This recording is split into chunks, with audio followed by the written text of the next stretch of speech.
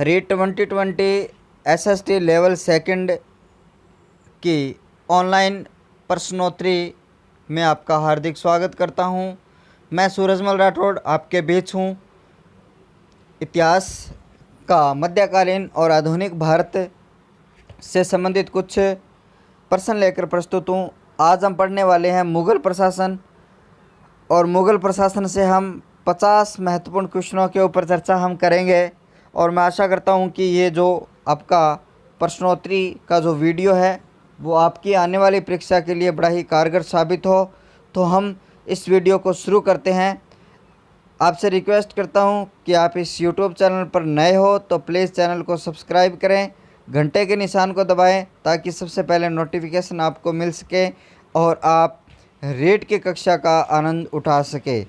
आप भी जुड़ जाइए इस कक्षा के साथ और अपने मित्रों को भी जोड़ें ताकि वो ज़्यादा से ज़्यादा आनंद इसका उठा सके। तो हम शुरू करते हैं मुग़ल प्रशासन, और मुग़ल प्रशासन के जो 50 क्वेश्चन है उसके ऊपर हमारी चर्चा को शुरू करते हैं। तो शुरू करते हैं हमारा पहला प्रश्न। और पहले प्रश्न में क्या कहा गया, इधर सूची 1 और 2 को हमें सुमेलित करना है।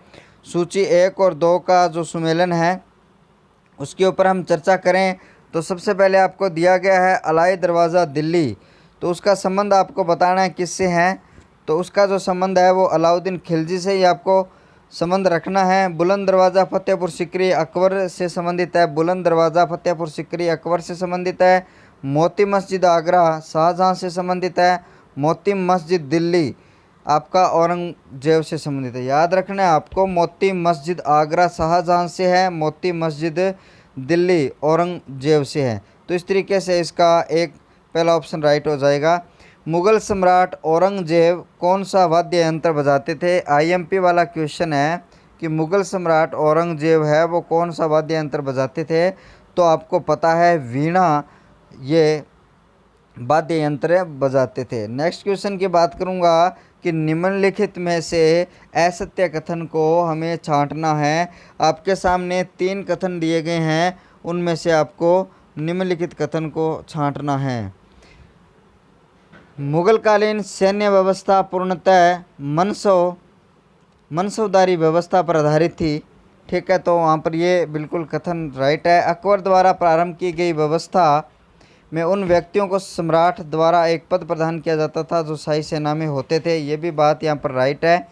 दिए जाने वाले पद को मनसब ग्रहण करने वाले को मनसबदार कहा जाता था, मनसबदार नहीं होता था, ये बात अलग है। इस व्यवस्था में जात सवार व जात को सवार पद से पद प्रदान किया जाता था। ये बात यहाँ पर ये भी बात यहाँ से बिल्कुल राइट है कि दिए जाने वाला पद को मनसबता ग्रहण करने वाले को मनसबदार कहा जाता था। इस व्यवस्था में जात और सवार एवं सवार को पद प्रदान करना ये किया जाता था। ये चारों ऑप्शन यहाँ पर क्या है, राइट हो जाते हैं।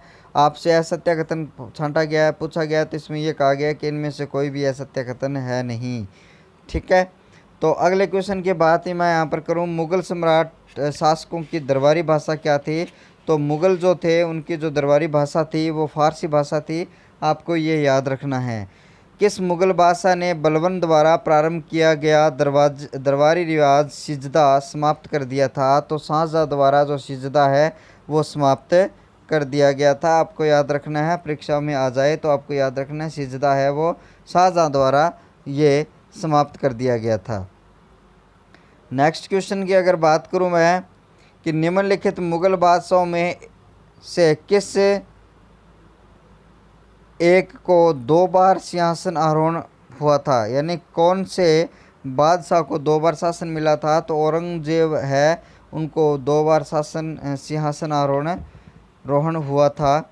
उसके बाद में बात करें निम्नलिखित में से किस के शासनकाल के में उपनिषदों की का फारसी रूपांतरण किया गया था। आपको पता है जहांगीर औरंगजेब शाहजहाँ के समय में नहीं किया गया था, बल्कि यह किसके समय में किया गया था, ये अकबर के समय में यह किया गया था। नेक्स्ट क्वेश्चन की अगर हम बात करें 8 नंबर क्वेश्चन, मुग़ल शासन में तांबे का सिक्का कहलाता था। जो मुग़ल शासन था उसमें तांबे का जो सिक्का है वो दाम कहलाता था। ठीक है, उसके बाद में नेक्स्ट क्वेश्चन की बात करें अकबरनामा किसने लिखा था। तो अकबरनामा आपको पता ही है, अबुल फजल द्वारा रचित था ये अकबरनामा। निम्नलिखित में से किसने मुगल सेना में सबसे अधिक राजपूत एवं मराठा सेनापतियों को रखा था? तो आपको पता ही है सबसे ज़्यादा किसने मुगल सेना में अधिक राजपूत एवं मराठा रखे थे, तो औरंगजेब था जिसने सबसे अधिक मुगल व मराठा व राजपूतों को यहाँ पर रखा था। औरंगजेब ने दक्षिण में जिन दो राज्यों को विजिट किया था वो कौन थे? आपको ये बताना है। औरंगजेब ने सबसे पहले बीजापुर व गोलकुंडा को विजिट किया था, जीता था उन्होंने। 12वां क्वेश्चन है, निम्नलिखित में से किस शासक ने ईस्ट इंडिया कंपनी ईसीजी को दीवानी प्रदान की थी? तो वह था शाह आलम द्वितीय, जिन्होंने जो आईईसी जो ईस्ट इंडिया कंपनी थी उनकी दीवानी प्रदान की थी। जजिया किसने समाप्त किया था? आपको पता ही है जजिया है वो औरंगजेब ने यहाँ पर समाप्त किया था। दिल्ली के लाल किले का निर्माण किसने करवाया था? तो शाहजहाँ ने दिल्ली का जो लाल किला है उसका निर्माण यहाँ पर करवाया था। आपको याद रखना है, दिल्ली का जो लाल किला है वो शाहजहाँ ने करवाया था। मुगलों ने नवरोज़ का त्यौहार लिया। मुगलों ने नवरोज़ का जो त्यौहार लिया वो कैसे लिया? यहूदियों से। ठीक है। निम्नलिखित मुगल बादशाहों में किसने अपनी आत्मकथा फारसी में लिखी? निम्नलिखित में से मुगल बादशाहों में किसने अपनी आत्मकथा फारसी में लिखी? तो जहांगीर था जिन्होंने अपनी आत्मकथा है वो फारसी भाषा में लिखी है। आपको याद रखना है। कौन सा मकबरा द्वितीय ताजमहल कहलाया? कौन सा मकबरा द्वितीय ताजमहल कहलाया? तो एतमाद उल दौला का जो मकबरा है आपको याद रखना है वो सेकंड ताजमहल यहाँ पर कहलाता है। फतेहपुर सीकरी का बुलंद दरवाज़ा अकबर ने निम्नलिखित में से किसकी विजय के उपलक्ष्य में बनाया? तो गुजरात की विजय के उपलक्ष्य में बुलंद दरवाज़ा फतेहपुर सीकरी का निर्माण यहाँ पर करवाया था। ठीक है। नेक्स्ट क्वेश्चन की ओर हम लौटें। 19वां क्वेश्चन, आईने अकबरी अबुल फजल द्वारा रचित है, किस प्रकार की रचना है? तो उसमें अकबर की जो शासन प्रणाली है उसके ऊपर प्रकाश डाला गया है। आईने अकबरी में आपसे पूछ लिया जाए आईने अकबरी क्या है, तो अकबर की जो शासन प्रणाली है उसके ऊपर प्रकाश बिल्कुल डाला गया है। नूरजहाँ द्वारा निर्मित जहांगीर का मकबरा कहाँ स्थित है? नूरजहाँ द्वारा निर्मित जहांगीर का जो मकबरा है वो लाहौर में स्थित है। आपको पूछ लिया जाए कि नूरजहाँ द्वारा निर्मित जहांगीर का जो मकबरा है वो लाहौर में स्थित है। ठीक है। 21वां क्वेश्चन, मुगल काल में जजमानी प्रथा क्या थी? मुगल राज में जो जजमानी प्रथा थी वो क्या थी? तो एक वाणिज्यिक व्यवस्था जो बड़े पैमाने पर वाणिज्यिक लेन देन की सुविधाओं के लिए शहर विकसित हुई थी, ये नहीं थी। ठीक है। एक राजस्व प्रथा जिसमें भूमि की विभिन्न इकाइयों की राजस्व वेतनों के बदले अधिकारियों को दी जाती थी, ये भी नहीं थी। एक प्रशासनिक व्यवस्था जिसमें प्रभावशाली व्यक्तियों, मिलिट्री कमांडरों तथा अन्य विख्यात व्यक्तियों को उनके पद अनुक्रम में पदों की श्रेणियों का क्रम निर्धारित किया गया, ये भी नहीं थी। जजमानी प्रथा क्या थी? तो आपका तीसरा ऑप्शन है कि यह एक पारंपरिक व्यवस्था थी जो ग्रामीण भारत में किसानों तथा अन्य व्यावसायिक वर्गों के लिए विद्यमान थी। तो ये थी आपकी मुगल काल में जजमानी प्रथा थी। जजमानी ये प्रथा थी। उसके बाद में हम नेक्स्ट क्वेश्चन की बात करें, जो 22वां प्रश्न है उसमें क्या कहा गया है, देखिए। आगरा स्थित ताजमहल का वास्तुकार कौन था? आगरा का जो वास्तुकार है ये बिल्कुल आपको याद रखना है। वास्तुकार के संबंधित भी क्वेश्चन आते हैं। उस्ताद इंसा खान आगरा में स्थित जो ताजमहल है उसका जो वास्तुकार है जहांगीर जो इंसा खान है वो है। बादशाह अकबर द्वारा 16वीं शताब्दी में उत्तरार्ध में प्रारंभ किए गए धार्मिक आंदोलन का नाम आपको बताना है। दीन-ए-इलाही बादशाह अकबर द्वारा 16वीं शताब्दी के उत्तरार्ध में ये प्रारंभ किया गया था। जामा मस्जिद का निर्माण किसने करवाया था? तो जामा मस्जिद का निर्माण है वो शाहजहाँ ने करवाया था। दिल्ली में स्थित जामा मस्जिद का निर्माण शाहजहाँ ने करवाया है। मुगल शासन में मनसबदारी प्रणाली का प्रदर्शन अकबर द्वारा किया गया था। मुगल शासनकाल में मनसबदारी प्रणाली का जो प्रदर्शन है वो अकबर द्वारा यहाँ पर किया गया था। जहांगीर महल स्थित है, तो आगरा का जो किला है वो जहांगीर किला आगरा किला में जहांगीर महल स्थित है।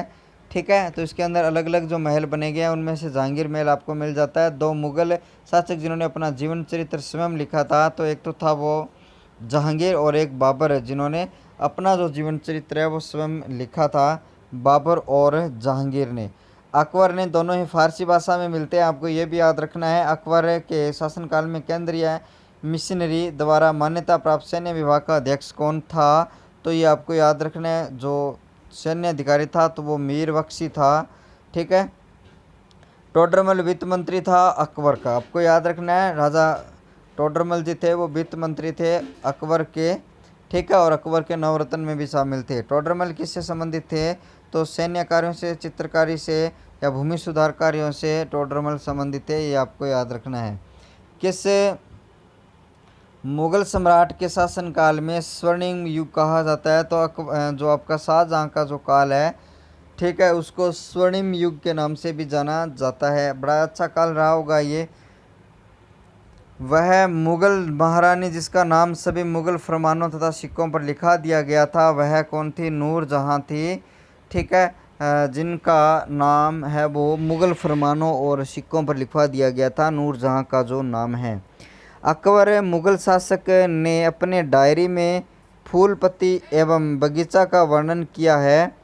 तो ये कौन सा जो मुगल शासक था जिन्होंने फूल पत्ती, वह तो बाबर था जिन्होंने फूल पत्ती व बगीचा का वर्णन अपनी डायरी में किया है। ठीक है। उसके बाद में बात करें नेक्स्ट क्वेश्चन की 30।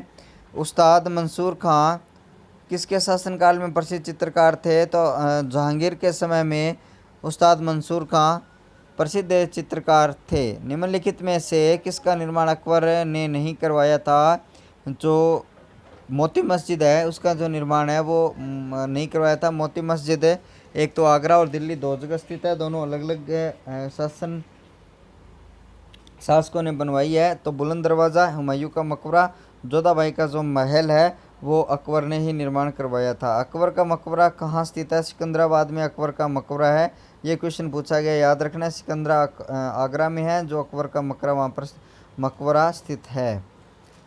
ठीक है। नेक्स्ट, अकबर के 9 रत्नों में शामिल थे अबुल फजल, टोडरमल, भगवान दास, तानसेन, बिरबल मान सिंह और अबुल रहीम, मुला मुला दो प्यास, हकीम हुकाम, उपरोक्त सभी, ये सारे 9 रत्नों में शामिल थे, ये आपको याद रखना है। ठीक है। तो रज़मनामा जो लिखा गया था वो महाकाव्य है, फारसी का अनुवाद है, वो किसका है? महाभारत। रज़मनामा है किस महाकाव्य का फारसी अनुवाद है? तो वो है महाभारत का। हिंदी साहित्य का स्वर्ण काल कहा जाता है? तो हिंदी साहित्य का जो स्वर्ण काल है वो अकबर के काल को कहा जाता है। ठीक है। कौन सा मुगल बादशाह कला साहित्य का प्रेमी था और उसके काल चित्रकला का स्वर्ण युग कहा जाता है? तो जहांगीर को, ठीक है, चित्रकला का स्वर्ण युग कहा जाता है। तो हिंदी साहित्य का स्वर्ण युग अकबर को कहा जाता है, ये आपको याद रखना है। अलग अलग तरीके के क्वेश्चन आपसे पूछे गए हैं। 41 सिखों के गुरु अर्जुन देव को किसने मरवाया था? आपको याद रखना है, शाहजहाँ ने मरवाया था। सिखों के गुरु अर्जुन देव को किसने मरवाया? शाहजहाँ ने। स्थापत्य कला का स्वर्ण युग किसे कहा जाता है? स्थापत्य कला का स्वर्ण युग है वो शाहजहाँ को ही कहा जाता है, जिसमें बहुत सारी इमारतों का निर्माण यहाँ पर करवाया गया। निम्नलिखित में से कौन सा निर्माण कार्य शाहजहाँ ने नहीं करवाया? मयूर सिंहासन करवाया था, ताजमहल आपको पता ही है करवाया ही है, लाल किला, जामा मस्जिद भी करवाई है, लेकिन बुलंद दरवाज़ा वो अकबर द्वारा निर्मित है, ये आपको याद रखना है। सिखों के 9वें गुरु तेग बहादुर को किसने मरवाया था? औरंगजेब ने सिखों के 9वें गुरु को मरवाया था। अंतिम मुगल सम्राट कौन था? तो अंतिम मुगल सम्राट है वो बहादुर शाह जफर था। अंतिम मुगल सम्राट आपको याद रखना है। किस मुगल शासक काल में राजपूत नीति में परिवर्तन किया था? तो औरंगजेब के समय में राजपूत नीति थी, उसमें उन्होंने वर्णन जो परिवर्तन है वो कर दिया था। औरंगजेब ने बीबी का जो मकबरा है बनवाया, वो कहाँ बनवाया? आपको याद रखना है, औरंगाबाद में औरंगजेब ने बीबी का जो मकबरा है वो बनाया। भरतपुर राजवंश की नींव किस मुगल शासक के काल में डाली गई? तो औरंगजेब के शासनकाल में जो नींव है वो डाली गई है। दिल्ली का जो लाल किला है किसने बनवाया? 1 नंबर ऑप्शन शाहजहाँ ने दिल्ली का जो लाल किला है वो बनवाया था, ये आपको याद रखना है। दिल्ली का जो लाल किला शाहजहाँ ने बनवाया था, इसकी चर्चा हम कर चुके हैं। और अकबर की भू राजस्व प्रणाली को संभालने वाले राजा टोडरमल थे, आपको याद रखना है, ये 9 रत्नों में शामिल थे। ये थे हमारे मुगल काल से संबंधित बेहतरीन प्रश्न हमने पढ़े हैं। और आपको कैसे लगे ये प्रश्न आप वीडियो सेशन के माध्यम से ज़रूर बताओगे। और हम आगे जो मुग़ल और राजपूत संबंध के जो बेहतरीन जो क्वेश्चन है 78 क्वेश्चन है उनकी चर्चा हम अगले वीडियो में करने वाले हैं। तब तक के लिए शुक्रिया, धन्यवाद, जय हिंद, जय भारत।